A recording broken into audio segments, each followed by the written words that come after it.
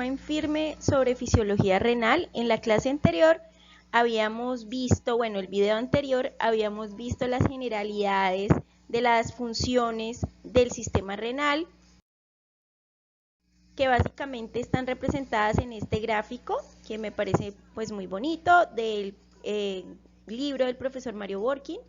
Entonces fíjense que aquí está todo lo que hablamos que hace el riñón, ¿no? Entonces gluconeogénesis, interviene en el metabolismo del fosfato y el calcio, activando la vitamina D3, la eliminación de residuos de toxinas como residuos nitrogenados, fármacos, etcétera, la producción de EPO para pues la producción de glóbulos rojos, la regulación del pH a través de la reabsorción de bicarbonato y secreción de hidrogeniones o viceversa, dependiendo de los niveles de pH corporal, la regulación del volumen y el líquido extracelular, la regulación de la presión arterial a través de sus mecanismos que serían la filtración, la reabsorción, la secreción y finalmente la excreción final, que sería ya la orina como tal.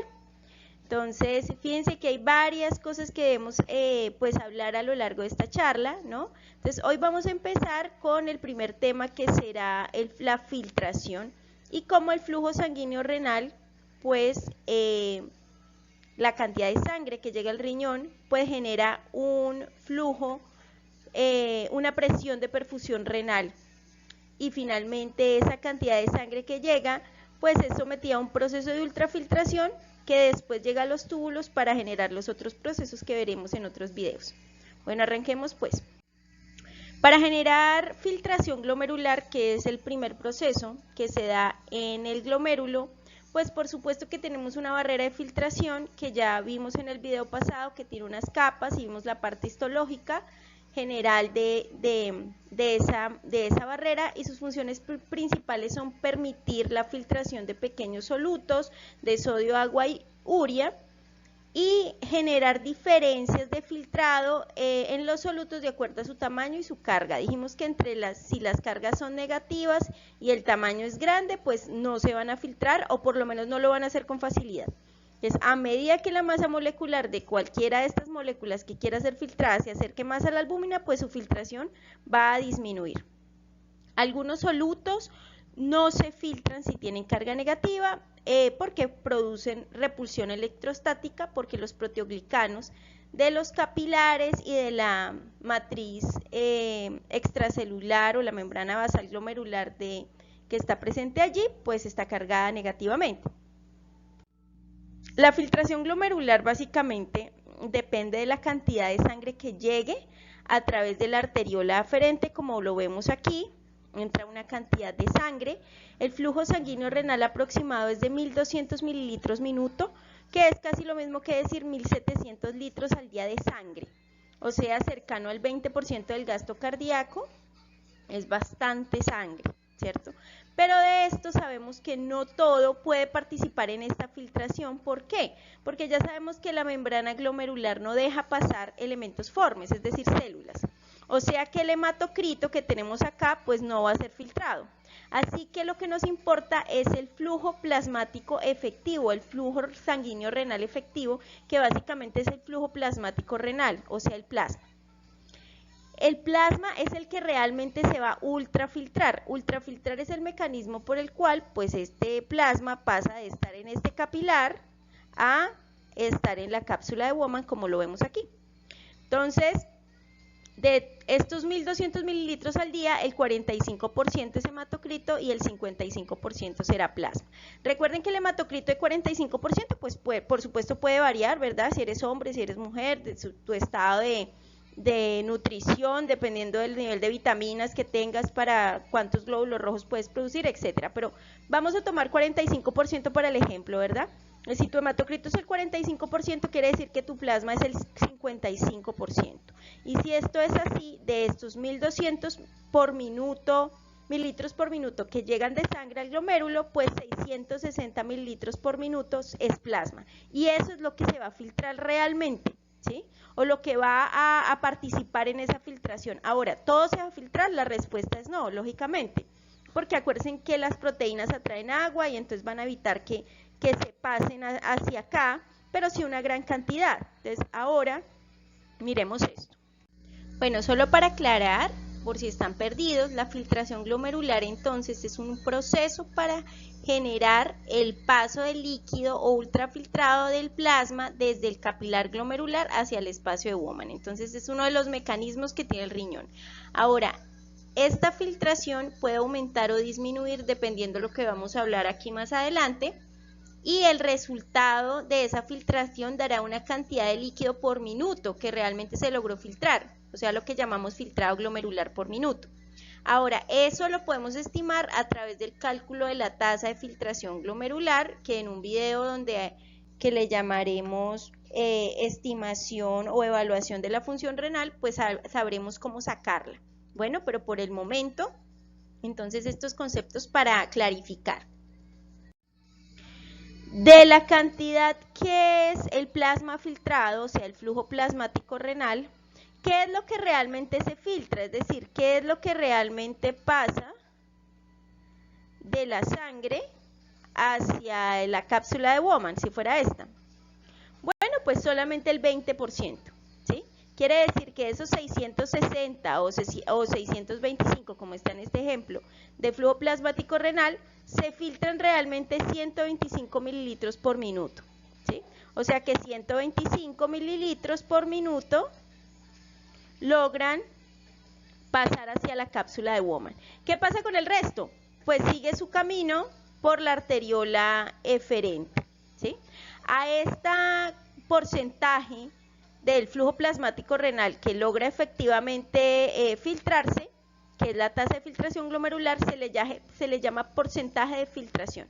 Aquí lo dice, que es el volumen del filtrado que se forma a partir de un volumen concreto de plasma que entra a los glomérulos. Entonces entra una cantidad de plasma a los glomérulos, de ahí se filtra una parte y el resto sigue hacia la arteriola aferente. Ese que se filtra, entonces, es lo que le llamamos tasa de filtración glomerular. Y se llama tasa porque hacemos cuenta de ella por minuto, ¿sí? Recuerden que esto es muy importante porque vamos a medir los pacientes a partir de esa tasa de filtración glomerular.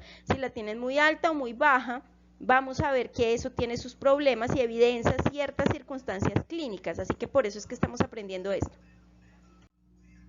Muy bien, dijimos que el flujo sanguíneo renal es más o menos el 22% del gasto cardíaco, 20% en otros libros, bueno, más o menos por ahí. El flujo sanguíneo renal está determinado entonces por el gradiente de presión a través de los vasos renales. ¿Cómo es la cosa? Pues que hay una presión de perfusión renal.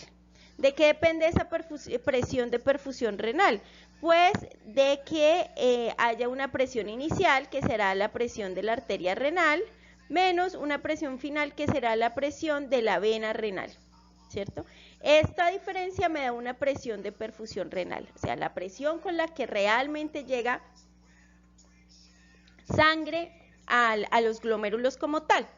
Ahora, como es un flujo de sangre, pues ustedes saben que todo flujo es igual a una diferencia de presiones, igual que siempre, dividido por una resistencia. En este caso la resistencia pues es la resistencia vascular renal total, porque ya sabemos que en el pasado video vimos cómo era la irrigación renal y que había unas subdivisiones de las arterias, quiere decir que es un circuito en paralelo. Después de las arterias renales sufren varias divisiones hasta llegar a las arterias ariciformes o arcuatas, y luego se subdividen en arterias aferentes y eferentes, y luego hay una subdivisión de nuevo hasta llegar a los vasos rectos. Todas esas subdivisiones pues tienen una resistencia, pero la resistencia fíjense que va disminuyendo por las subdivisiones que tiene. Entonces por eso vamos a observar que la presión de entrada de la arteria renal es más o menos 100 o 90, muy parecida a la aorta, ¿cierto? Pero cuando llegamos a la arteriola aferente es como de 60 milímetros de mercurio, mucho más baja. ¿Por qué? Porque las resistencias han disminuido por todas las subdivisiones, ¿sí? Entonces tenemos acá la presión de la arteria renal menos la presión de la arteria renal, dividida en la resistencia vascular total, pues será igual al flujo que tenemos, el flujo renal. La presión de la arteria renal, pues es más o menos, ya les dije, similares a las presiones sistémicas, y la presión de la vena renal es más o menos de 3 a 4 milímetros de mercurio, muy baja, ¿no? La resistencia vascular total es la suma de la resistencia de los segmentos de arterias, arteriolas y capilares. El primer punto de mayor resistencia será la arteriola aferente, y ella es la que más o menos va controlando el flujo. Ahorita lo vamos a hablar más a profundidad.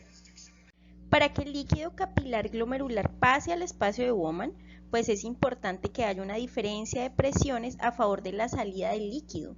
Es decir, que debe haber una presión de filtración neta parecida a la que estudiamos cuando miramos microcirculación. Es algo muy parecido, que hay algunas diferencias, pero básicamente se enmarcan en la ecuación de Starling que ya nosotros habíamos revisado antes. Entonces, observemos esto. La filtración básicamente está determinada por la suma de la presión hidrostática y coloidosmótica a través de esa membrana glomerular. Da lugar a la presión de filtración neta, como lo decíamos, y al coeficiente de filtración capilar glomerular. Ya habíamos nosotros observado este concepto, que es el KF, que antes habíamos dicho que era la relación entre el área de los capilares multiplicado por el número de poros que tenga ese capilar. ¿Sí? Eso. Listo. Entonces, la filtración glomerular o la presión de filtración neta o la cantidad de líquido que finalmente se filtra es una relación entre el KF y la presión de filtración neta. Entonces, para esta presión de filtración neta, para que se dé, pues es la relación entre las 4 presiones básicas de la ecuación de Starling, que sería la presión hidrostática, pero en este caso glomerular, la presión hidrostática de la cápsula de Bowman, la presión coloidosmótica glomerular y la presión coloidosmótica de la cápsula de Bowman. Y nos daría algo como esta ecuación que tenemos aquí en amarillo mejor, eso. Entonces, la filtración glomerular, por supuesto que esta ecuación es para entender cómo funciona la filtración glomerular, pero solamente la podríamos aplicar y verificar en laboratorio. Para nosotros hacer cuentas de la filtración glomerular o tasa de filtración glomerular, tendríamos que mirar como las opciones que tenemos para evaluación de la filtración de manera no directa sino indirecta, y las vamos a discutir luego.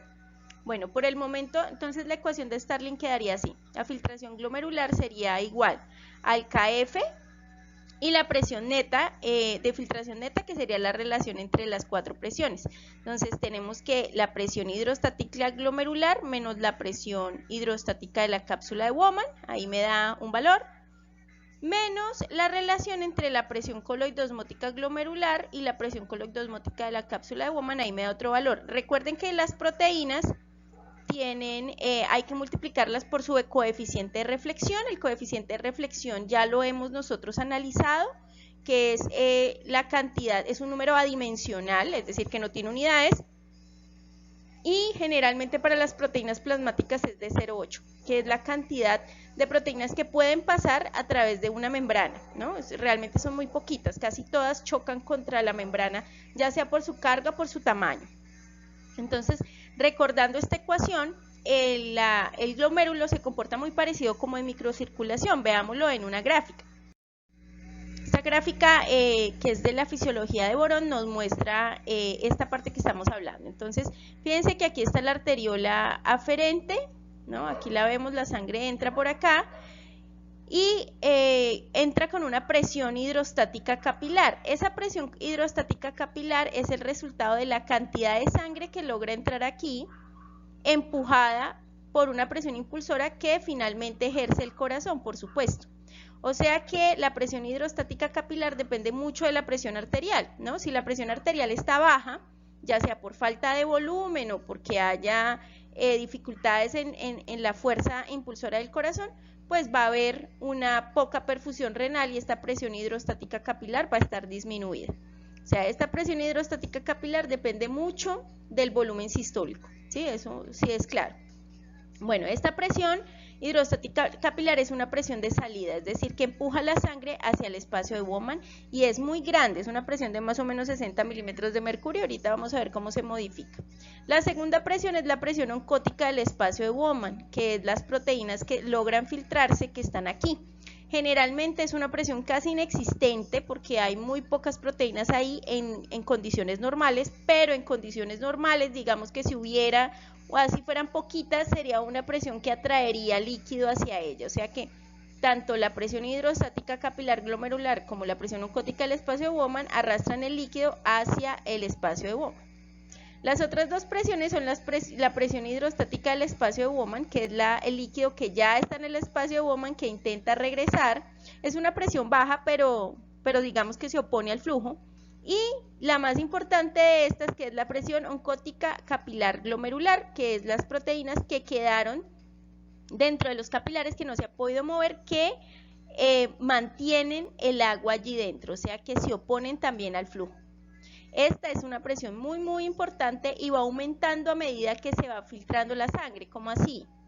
Pues resulta que digamos que la sangre va entrando por aquí, ¿cierto? Un porcentaje se filtró y el otro siguió hacia acá.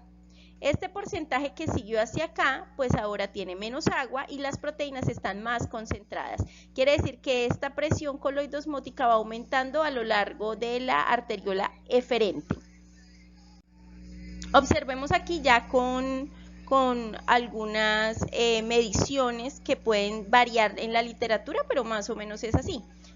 Presión hidrostática capilar o glomerular alrededor de 60, presión coloidosmótica glomerular alrededor de 32, la presión hidrostática de la cápsula de Bowman alrededor de 18, y aquí está obviada la presión coloidosmótica de la cápsula de Bowman por ser tan pequeña, ¿no? Por ser tan pequeña, entonces es casi cercana a cero, así que aquí la despreciaron. Entonces fíjense que la presión de filtración neta es más o menos de 10 milímetros de mercurio, de 10 a 15 dependiendo de la bibliografía. Aquí está la arteriola aferente y la arteriola eferente. Entonces, para determinar la filtración glomerular, pues la presión de filtración neta debe ser calculada. Obviamente esto solamente lo podemos hacer en el laboratorio, pero de todas maneras no deja de ser interesante. La filtración glomerular aproximada, ya les dije que era más o menos de 125 mililitros minuto, o sea 180 litros diarios, ¿sí? Que es más o menos el 20% del flujo plasmático renal que llega a este punto.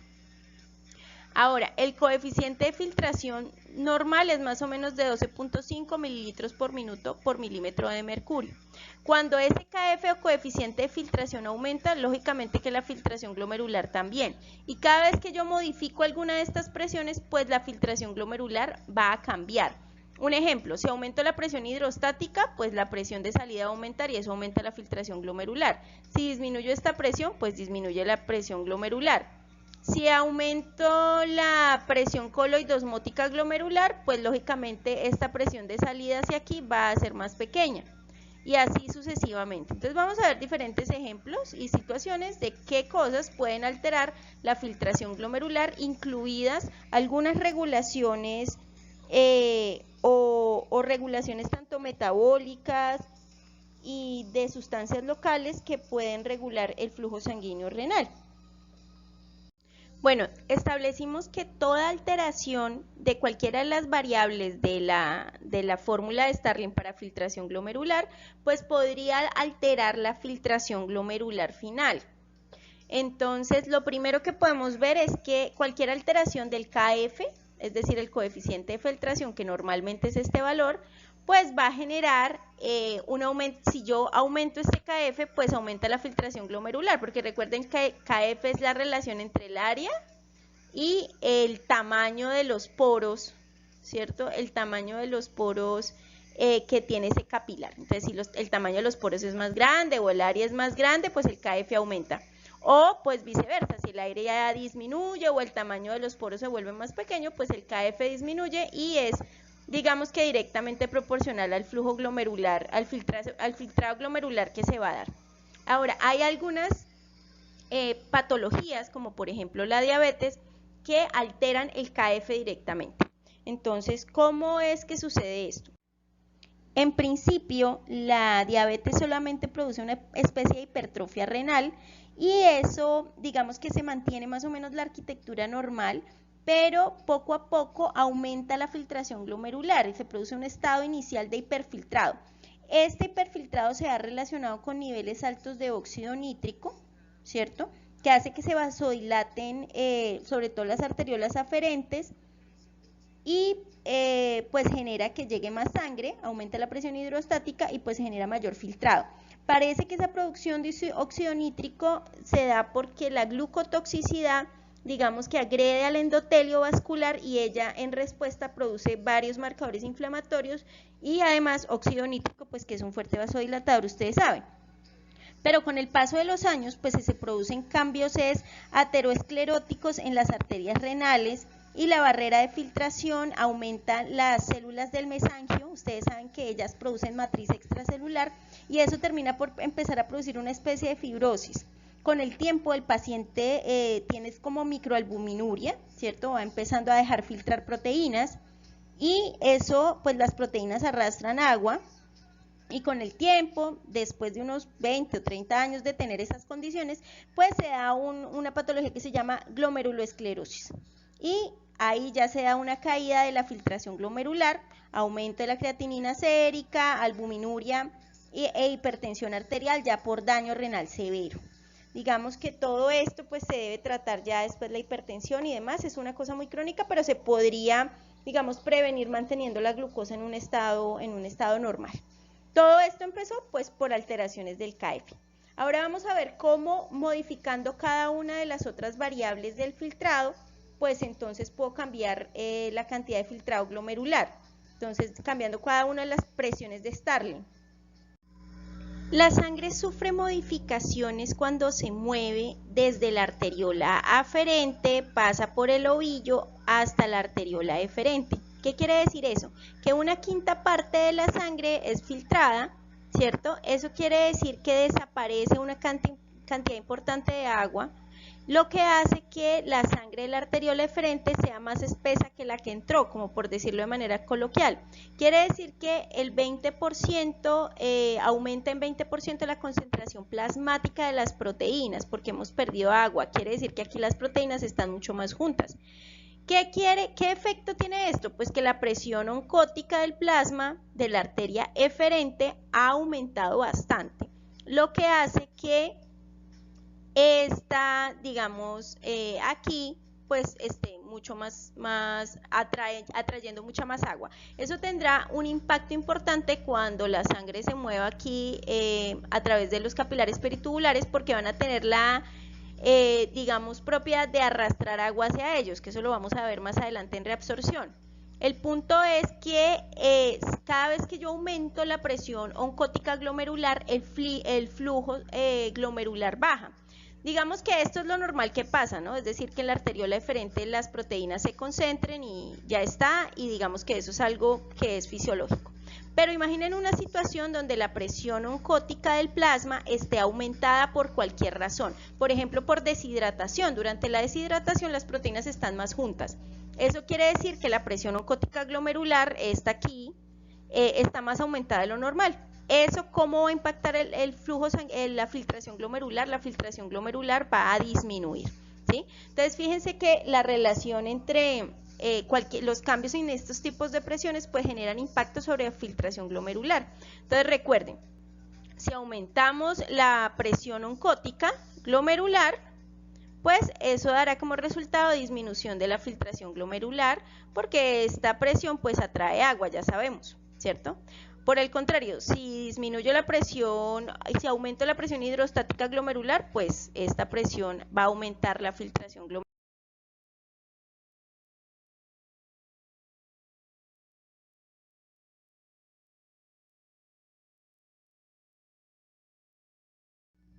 Entonces, empecemos por esta. Si aumento la presión hidrostática de la cápsula de Bowman, es decir, esta presión.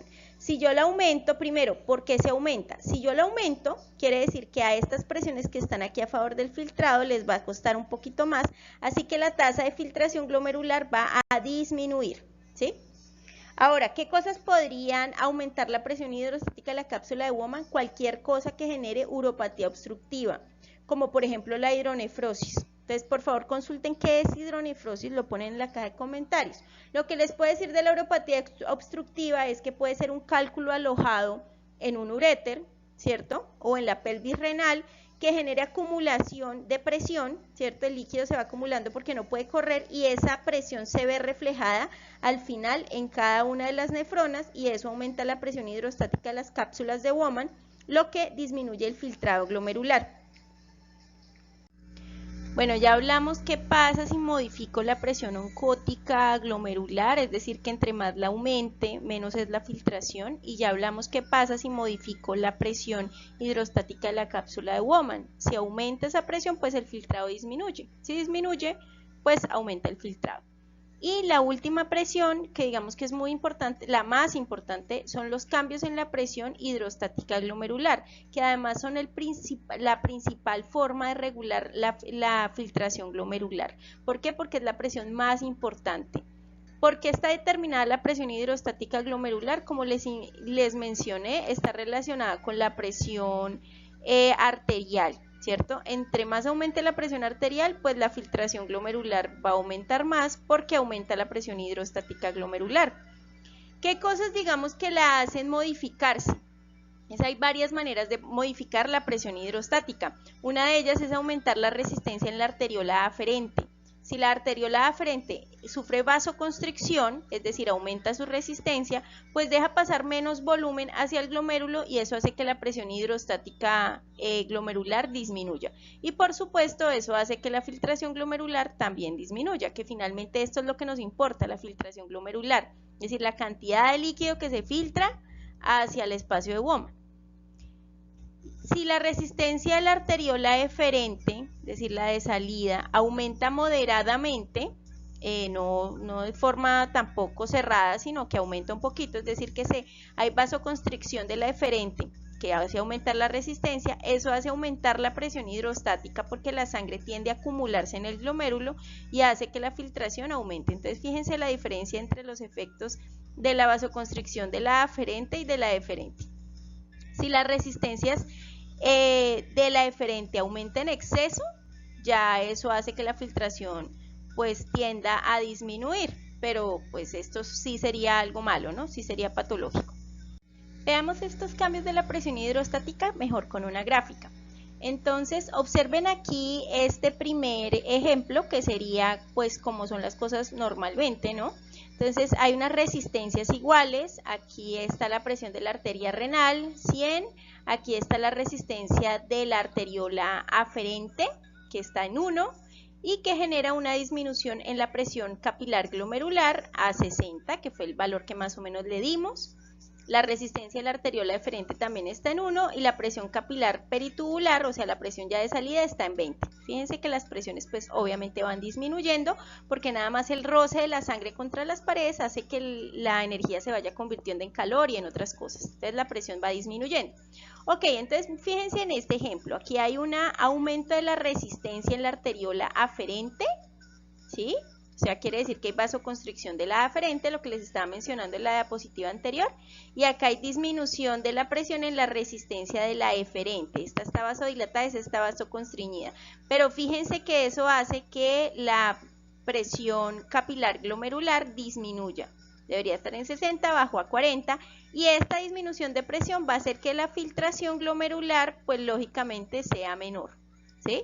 Listo. Ahora, ¿qué pasa si por el contrario hay vasodilatación de la aferente y vasoconstricción de la eferente? Eso hace que la presión hidrostática capilar o glomerular aumente, lo que va a aumentar el filtrado glomerular, ¿sí? Importante que vean estas cosas porque hay algunas sustancias que generan estos cambios. Por ejemplo, la angiotensina 2, ¿sí?, tiene especial interés o especial efecto en la arteriola eferente, generando vasoconstricción, lo que hace que aumente la filtración glomerular.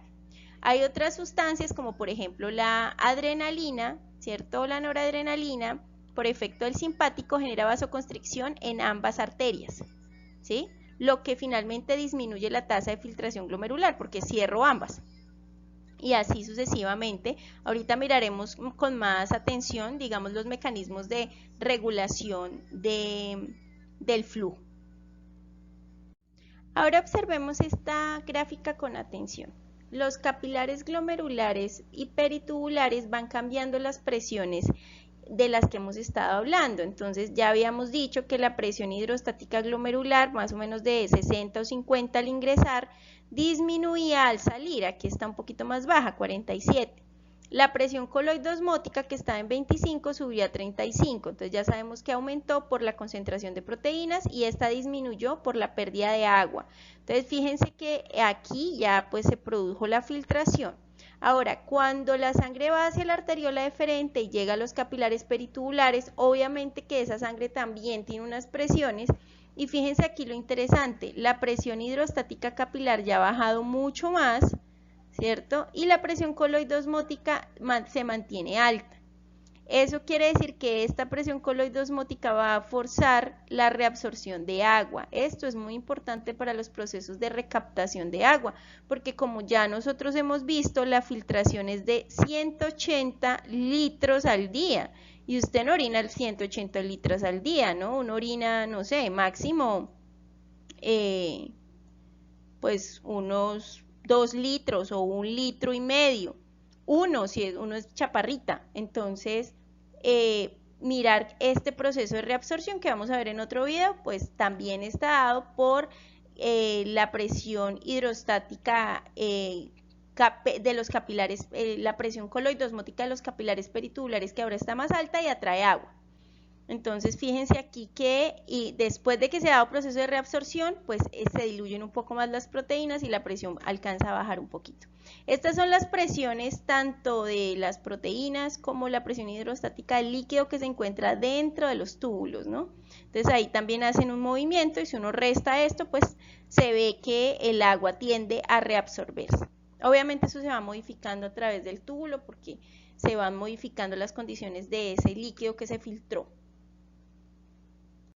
Bueno, entonces el flujo sanguíneo renal o la cantidad de sangre que llega al riñón depende de un control que se hace de forma intrínseca a nivel renal por efectos de su autorregulación y de un control extrínseco que es básicamente neurohormonal, es decir, sustancias que se producen en otro lado y también el sistema nervioso autónomo.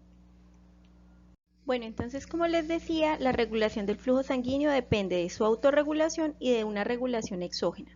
La autorregulación básicamente tiene 3 procesos que vamos a explicar ahora, que son la respuesta miogénica, que se parece mucho a la que hemos estudiado en vascular, la retroalimentación túbulo-glomerular y la regulación metabólica. Dentro de la regulación exógena, es decir, que es fuera del riñón, está la regulación hormonal y la regulación neuronal. Empecemos con la primera. La autorregulación miogénica, ¿sí?, está relacionada con los cambios de la presión arterial o esos cambios que ejercen cierta influencia sobre el flujo sanguíneo renal, especialmente en la arteriola aferente o únicamente en la arteriola aferente más bien.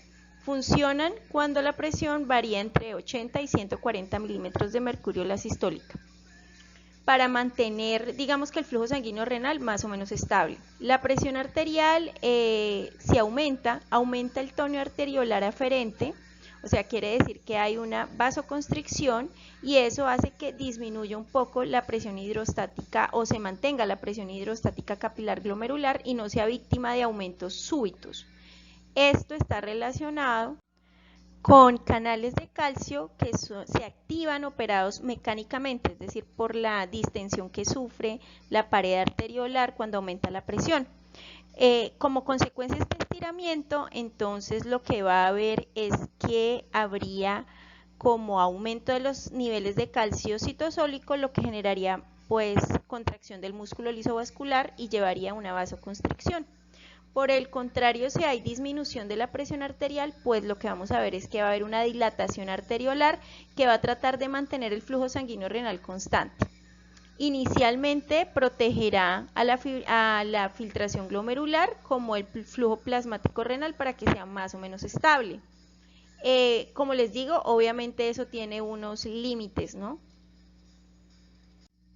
La segunda, y que en mi opinión es más interesante, es la retroalimentación túbulo-glomerular, donde participa la mácula densa que está acá entre la pared del túbulo distal y el aparato yuxtaglomerular y bueno, pues la arteriola aferente que será esta, y la arteriola eferente, que será esta. Entonces, ¿qué pasa con esta retroalimentación? Imaginémonos que hay un aumento, o sea, funciona diferente si hay aumento de la tasa de filtración glomerular o disminución. ¿Para qué es esta retroalimentación? Para que la tasa de filtración glomerular, ¿sí?, se mantenga más o menos constante, es decir, que la cantidad de filtrado sea más o menos constante, porque si es mucha nos deshidratamos y si es muy poca, entonces empezamos a guardar líquido que no necesitamos. Entonces, empecemos con la primera circunstancia. Imaginemos que hay un aumento de la tasa de filtración glomerular. Entonces, miremos aquí. ¿Y por qué se dio ese aumento de la tasa de filtración glomerular? Puede ser por un aumento de la presión arterial. Eso aumenta la presión capilar glomerular, es decir, la presión hidrostática glomerular, lo que hace que la tasa de filtración glomerular, como dijimos, aumente. Entonces ahora lo que vamos a ver es cómo se va a defender el riñón de ese aumento para que no se pase y no genere pérdidas excesivas de líquido. Lo segundo es que ese aumento de la tasa de filtración glomerular, por supuesto que conduce a mayor cantidad de sodio y cloro en el líquido que hay en el túbulo proximal. A lo largo, ese líquido pues va a transitar por toda la asa de Henle hasta llegar al túbulo distal y tener contacto con la mácula densa. En el tercer paso, las células de la mácula densa no perciben exactamente la cantidad de flujo, es decir, la cantidad de líquido, que sea grande o poquito, lo que detectan son cantidades de sodio o cloro. En los libros antiguos dicen que son las cantidades de cloruro de sodio, pero en recientes investigaciones dicen que en realidad son las concentraciones de cloro luminales. Digamos que la pared del túbulo distal se parece mucho a la asa Henle ascendente, donde hay unos receptores que se llaman, ya les digo cómo, NK2-cloro, es decir, que transportan dos sodios, que transportan, perdón, un sodio, un cloro y dos cloros y un potasio. Un sodio, un potasio y dos cloros es la cosa. Bueno, entonces resulta que ese aumento de cloro hace que pues ese canal de cloro vasolateral dan lugar a que se despolaricen esas células y aumentan sus niveles de calcio y la liberación de lo que sería la adenosina. Hay algunos libros que hablan también de liberación de ATP y de óxido nítrico. Todas estas cosas crean unos efectos importantes, aquí en el paso número 4, sobre la arteriola aferente. Es decir, esta adenosina llega a los canales A1 de la arteriola aferente y aumento de la resistencia arteriolar. Quiere decir que provoca vasoconstricción.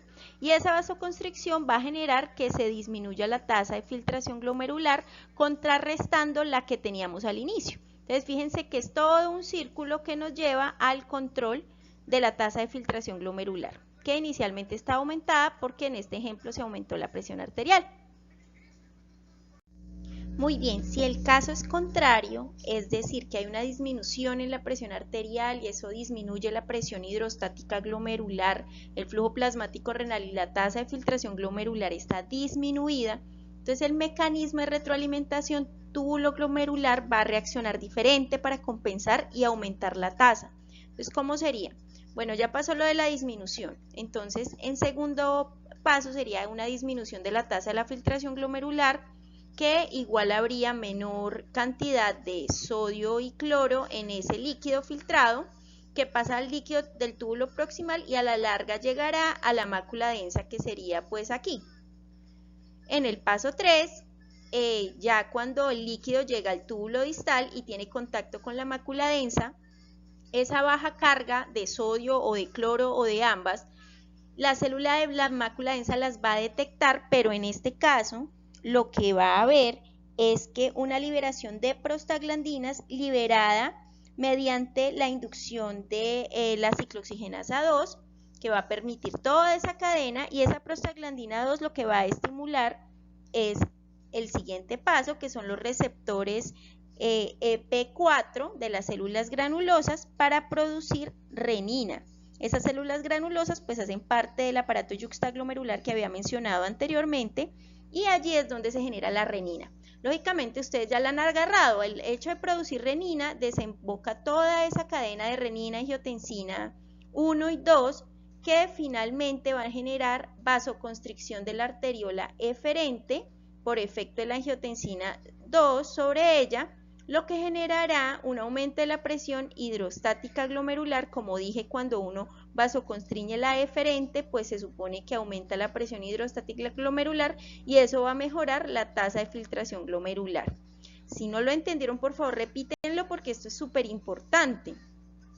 El último mecanismo de autorregulación es la regulación metabólica. Esta es la hipótesis que menos tiene fuerza, pero igual pues hay que mencionarla, y es que digamos que como pasa en otros órganos, el hecho de que haya hipoxia celular genera metabolitos vasodilatadores que podrían ser óxido nítrico, prostaglandinas, entre otros, digamos que son sustancias vasodilatadoras producidas por la hipoxia, y pues por supuesto CO2, que generarían pues vasodilatación tratando de aumentar la tasa de filtración glomerular, y que por el contrario la hiperoxia produciría metabolitos vasoconstrictores. Digamos que esta es la que menos tiene pues como evidencia, pero pues hay que mencionarla. En cuanto a la regulación, el control neuronal del flujo sanguíneo renal se hace por parte del sistema nervioso autónomo simpático. No está claro la estimulación o el papel del parasimpático en el riñón, podría decir que es casi inexistente, y los terminales pues provienen de los nervios que en el video pasado dijimos que inervaban el riñón, pues el plexo celíaco, entre otros, que básicamente liberan noradrenalina y dopamina y tienen un efecto especialmente sobre las arteriolas aferente y eferente y el aparato yuxtaglomerular. Entonces, ¿cómo es la cosa? Cuando hay una disminución en la presión arterial o en el flujo sanguíneo renal, generalmente hay un efecto sobre la arteriola eferente inicialmente. Es decir que si la disminución de flujo es pues no muy alta, se vasoconstriñe la eferente. Ya ustedes saben que si vasoconstriñimos la eferente aumenta la presión hidrostática capilar y eso restablece el flujo sanguíneo renal. Pero si la hipotensión es extrema, como en el caso de hemorragias, lo que se hace es que el simpático, a través de sobre todo la noradrenalina, estimula pues el músculo liso, hay receptores alfa 1 ahí como en cualquier otro vaso, y contraen la arteriola aferente y eferente al mismo tiempo, generando una disminución de flujo sanguíneo renal importante, ¿sí? Y también estimula las células granulares para que produzcan renina, ¿cierto? Y eso aumente pues la presión arterial cuando se convierta en angiotensina 2, y también estimula el túbulo proximal para reabsorber más sodio y agua, sobre todo sodio, ¿sí? Todo eso para tratar de restablecer la presión arterial.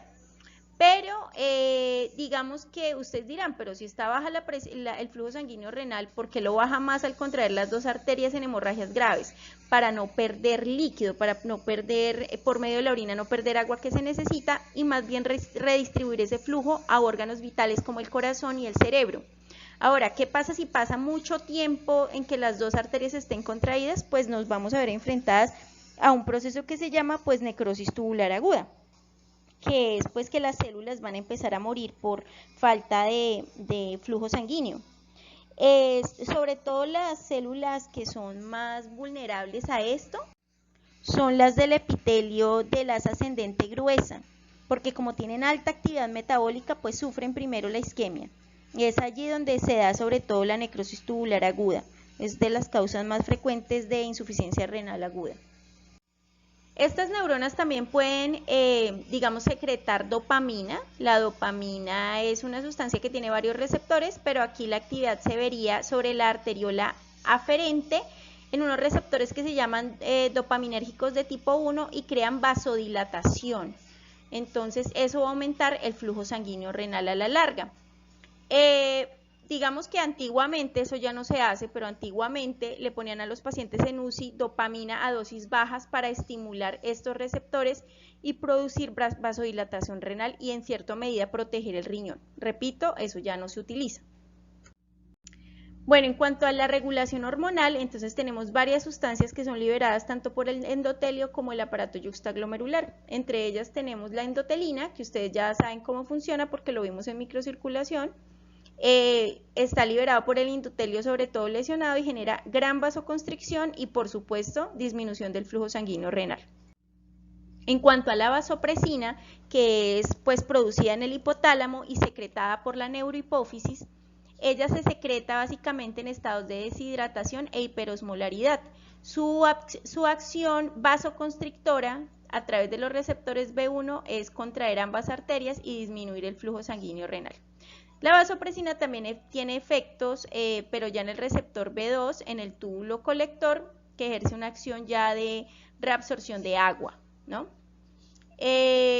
La vasopresina sobre todo ejerce su acción como en casos extremos. Otra sustancia importante son los leucotrienos, que se producen producto de la inflamación a través de la cadena del ácido araquidónico, la fosfolipasa, las lipoxigenasas, y produce pues vasoconstricción severa y disminución del flujo sanguíneo renal. Todos los que producen vasoconstricción, tanto de la aferente como de la eferente, pues van a producir disminución del flujo sanguíneo renal. El tromboxano A2 también es un fuerte vasoconstrictor, o sea que disminuye el flujo sanguíneo renal, la serotonina igual, y el ion superóxido, pues que es generado por estrés oxidativo, también disminuye el flujo sanguíneo renal. En este control hormonal del flujo sanguíneo renal también pudiéramos incluir a la angiotensina 2, que lo que hace es generar sobre todo vasoconstricción de la arteriola eferente. Ya sabemos que la angiotensina 2 aumenta en casos de que la presión arterial esté disminuida o que el volumen esté disminuido en todo ese, pues en ese círculo que se genera con la producción de renina. Lo que hace básicamente al vasoconstreñir la eferente es aumentar la presión hidrostática glomerular, lo que llevará a un aumento de la filtración glomerular. También tiene otros efectos como aumentar la reabsorción de sodio y agua a nivel tubular proximal y recuperar la volemia y la presión arterial. También tenemos otros dentro que producen vasodilatación y así aumentan el flujo sanguíneo renal, que sería el óxido nítrico, que ya sabemos que es un derivado del endotelio y que genera excreción normal de agua y sodio al producir vasodilatación renal, sobre todo en la aferente, que la eferente también. La prostaglandina y las bradicininas también son vasodilatadores renales. Ellas más que todo contrarrestan el efecto vasoconstrictor que tiene la angiotensina 2 sobre la eferente. Entonces es una manera como de regular.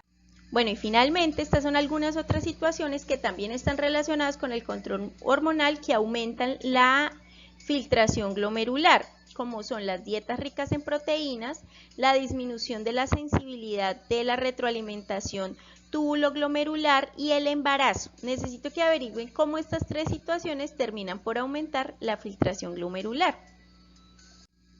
Aquí tenemos una gráfica, como siempre, resumen de todo lo que hablamos. Entonces aquí están las sustancias que producen dilatación o las situaciones. En el caso del embarazo y la dieta proteica, que ustedes lo van a averiguar y lo van a poner en la caja de comentarios, está el óxido nítrico, la prostaglandina, las dopaminas, pero estimulando los receptores dopaminérgicos de tipo 1, la histamina y la acetilcolina, que no vendría directamente del parasimpático, sino pues a nivel sanguíneo tal vez, porque no hay terminales parasimpáticos como tal a nivel del riñón. Los vasoconstrictores, pues recuerden que son los que disminuyen el flujo sanguíneo renal, que son la noradrenalina, la vasopresina, los leucotrienos, el tromboxano A2, la angiotensina 2, bueno, no mencionamos la histamina, pero ahí está, las endotelinas, los radicales libres, el factor asociado a plaquetas, no lo mencionamos, pero ahí está, lo pudieran ampliar un poco más, y listo. Aquí tenemos una tabla resumen pues de lo que acabamos de hablar, de los vasodilatadores que producen aumento de flujo sanguíneo renal y de los vasoconstrictores. De todas maneras repasen los segundos mensajeros, hemos hablado muchísimo de eso, pero pues no sobra, digamos, que repasarlos. Bueno, muchas gracias por escucharme, hasta aquí llegó este video.